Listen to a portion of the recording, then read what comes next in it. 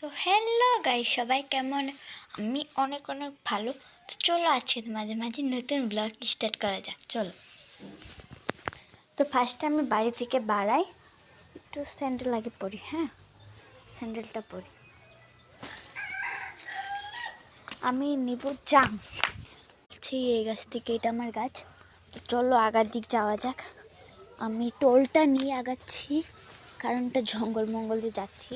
এটা আমাদের বড় পাকার, এমনি বললাম আর কি, মজা করলাম। আমি এখানে বসি এগুলা ঘুরটা গেল করি আর কি। এই গাই সবাই কেমন আছো? তো আমি আশা করি সবাই ভালো আছো।